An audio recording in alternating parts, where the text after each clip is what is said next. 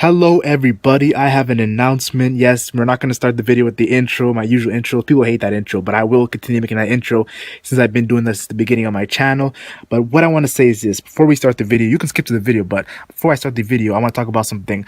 I've made a Patreon. If you guys don't know what Patreon is, it's a way you guys can support the content if you guys want to. I'm not forcing anybody to support the content. I'm saying if you guys want to support the content, you can.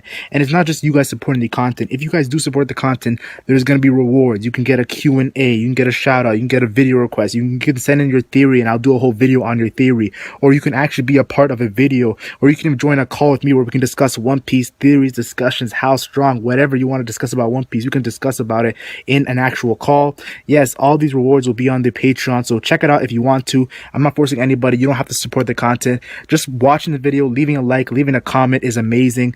And I'll be honest here, YouTube recently has been glitching. Like, there's some crazy stuff happening with YouTube. They're changing like everything, so some weird stuff's happening with the content. I also want to say this, I really want to start doing more content. I'm trying to do at least 2 videos a day. It's tough to even do 1 video a day, but I'm trying to do 2 because you guys have been supporting me for so long. So I gotta say thank you. I'm at almost 28,000 subscribers.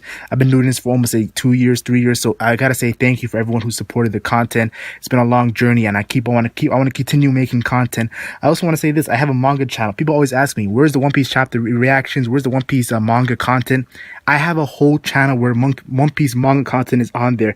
I actually do video. I'm trying to do videos daily on that channel where I discuss One Piece theories, discussions, and do One Piece chapter reactions and reviews. So subscribe to that channel if you want. I also do other channels, all my featured channel list. Go to my channel and look at my featured channel. I got a super channel, I got an NBA channel, I got a manga channel. I have a lot of channels, so check it out. I'm going to be more consistent on those channels. But thank you for supporting the content. I'm really happy from the comments I get, the likes, I don't even care about the dislikes. Just the fact that you engage with the content is amazing.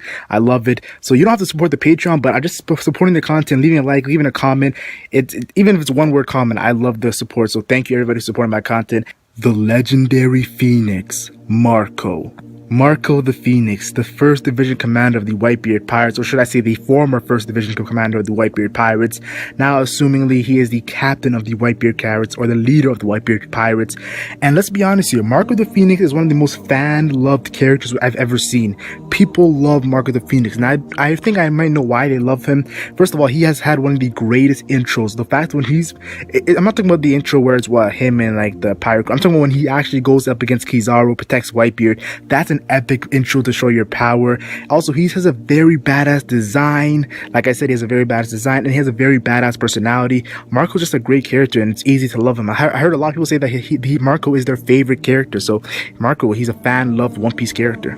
You know what's funny about Marco? The first time we actually see Marco, he was introduced as a background character. Like, he wasn't really taken seriously. He was just a casual character, just laughing, hanging out with the crew, while Rockstar was there talking to Whitebeard about Shanks and that whole situation there. So it's crazy, yo. And in the anime, you see him with black hair. He doesn't have blonde hair, so the anime messed up that. It's just funny seeing Marco casually first introduced. Well, you don't really notice it when you're first watching the series or first reading the series, but after you look back on it, you're like, yo, Marco, yo, that was kind of funny how he was introduced casually. And then we also know the actually famous moment where he's introduced when Shanks arrives on Whitebeard's crew, on Whitebeard's ship, and we see that the Whitebeard's crew are getting knocked out by his hockey. And you know what's I loved about that moment is Marco, before Shanks gets on the ship and destroys the ship and destroys Whitebeard's father, Marco's like, yo, watch out. He gives everyone a warning. This guy has amazing hockey. You guys can't handle it. So we know that Marco is a veteran, yo. He's been doing this, and he knows Shanks, what he's about. And I gotta say, yo, it made me think after seeing this, Marco, he is the right-hand man to Whitebeard. Shouldn't he be like someone who, because Shanks was on Goldie Roger's crew and he was kind of like a cabin boy. So the fact that Marco was the right-hand man to Whitebeard, that shows a huge difference in how Shanks rose up to the Yonko level to be equal to Whitebeard, well, even ahead of Marco. We saw the jokes there. You want to join my crew, Marco? And he's like, shut up to Shanks. So I want to see if there's any more interactions between Marco and Shanks in the past. And I definitely think there's going to be interactions in the future. Another question I have is Rayleigh versus Marco. Did this fight happen or did it not happen? Because we know Rayleigh was the right-hand man to Goldie Roger. We know Marco was the right-hand man to Whitebeard. And Goldie Roger and Whitebeard had multiple battles. So I'm thinking Rayleigh and Marco should have fought. But I feel like Rayleigh 20 years ago and Marco 20 years ago, I feel like Rayleigh would have been too strong for Marco. Maybe I'm just overrating Rayleigh, but I feel like Rayleigh was amazingly stronger than Marco 20 years ago. So I'm thinking maybe Marco was equal to Rayleigh 20 years ago and he is gotten weaker. I'm not too sure. Or maybe Marco wasn't the right-hand man 20 years ago. We know there's something about the 2nd Division commander. Before Ace was the 2nd Division commander, there was the spot was empty for like at least decades, yo. So there has to be maybe the 2nd Division commander that we have never seen before. Might have been WhiteBeard's right-hand man and might have been the character going against Rayleigh, and Marco might have been going against Copper Gabon. Who knows? We're never going to find out until we actually see a flashback of the Goldie Roger WhiteBeard fights, but I'm hyped to see it. What I love about these fruit and their powers is that it always surprises you. We know that Marco has a very rare fruit. It's even rarer than the Logia adult fruit. So I gotta say this, he can freaking fly. He's a phoenix. Like, he can freaking fly. Like, when I saw him flying, I'm like, yo, it's over. This guy gets a W. Don't even give him an L, yo, because he can fly. I know I'm going crazy about the flying thing, but he also has the power to regenerate himself, and that's a very hacked ability.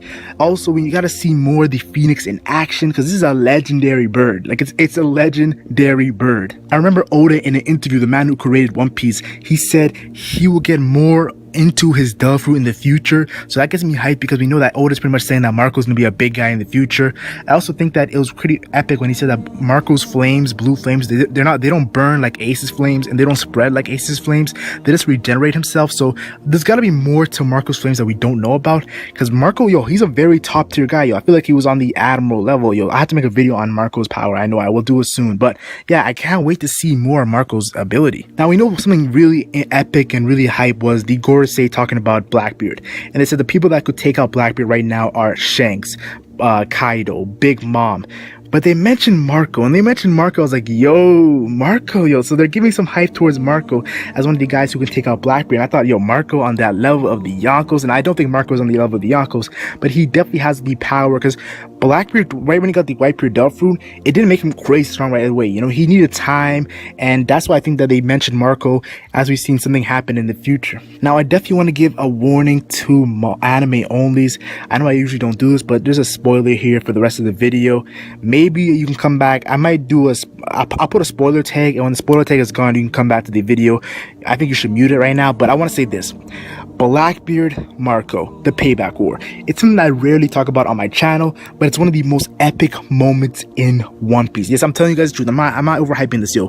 Payback War. The fact that Marco and his remnants of the WhiteBeard Pirates go against Blackbeard and his crew, and this is the moment why Blackbeard is known as one of the Yonkos. This is the most famous fight for him, and it gave some respect for everybody, seeing how he defeated Marco overwhelmingly. Now, I think that it's crazy because this is very epic the way he defeated Marco. Marco's a very respectable guy in his power.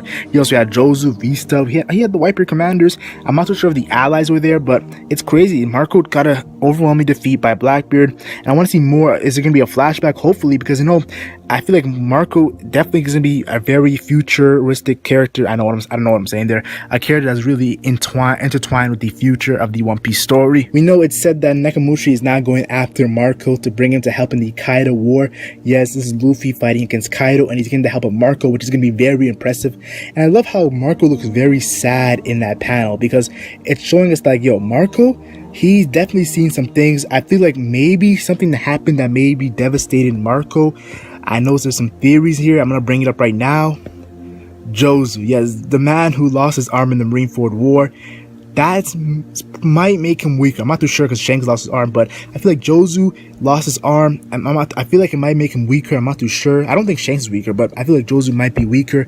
And in that Payback War, people have been making theories. Shiryu of the Rain maybe took a Jozu's Delve Fruit, and that's why Zoro's going to be able to cut Diamond in Foreshadow. So I feel like that theory maybe is the reason why Marco was so devastated in that panel. His boy, you know, in the past, in the flashbacks of Fishman Island and Shiki flashback, you see Jozu and Marco like the closest pirate crew. There's a reason why Marco was the first division commander and Jozu's the third division commander. These guys have been with WhiteBeard for the longest, so I feel like the fact that he lost WhiteBeard, Ace, Thatch, and Jozu, that would be epic to show that Marco's character has been keep on getting hit, but he keeps on coming back like a phoenix. He keeps on returning, and the hype is real for Marco the Phoenix. Yo, I love that character. I feel personally that Marco the Phoenix will help in the Kaido War. Yes, Nakamushi is getting him, but I feel like the biggest reason Marco's going to do is when he helps in Luffy's aid in every war. I feel like every war Luffy's in, Marco will come to help, because I remember WhiteBeard saying his last orders were everybody protect Straw Hat Luffy, and that was his last orders, the man who everyone looked up to on that crew. So the fact that he said that, once Marco hears about Luffy and his wars, he's definitely going to come to help. I feel like the biggest wars he's going to help is the Kaido War and the Blackbeard War, maybe the Underworld Government Marine War for the whole Marineford War. So there's definitely a lot of wars that I think Marco's gonna come and help Luffy, and it's gonna be very hype. Now I do know you guys are probably saying, yo, come on, Mac, yo, where's the How Strong is Marco video? I'm working on it. I'm working on the How Strong is Marco video.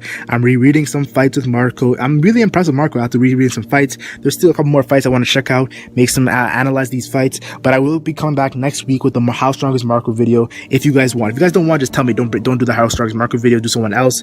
Yes, because I told you guys I'm taking video requests on my Patreon, so check out my Patreon because there's gonna be a lot of rewards. You can even request 3 videos in 1 month, so it's gonna be epic. Tell me your thoughts in the comment section about Marco the Phoenix. I know he's a fan favorite character. Like and share if you enjoyed, like and share only if you enjoyed, and subscribe for more One Piece content. I'm the Legend Mac, and I'm gone.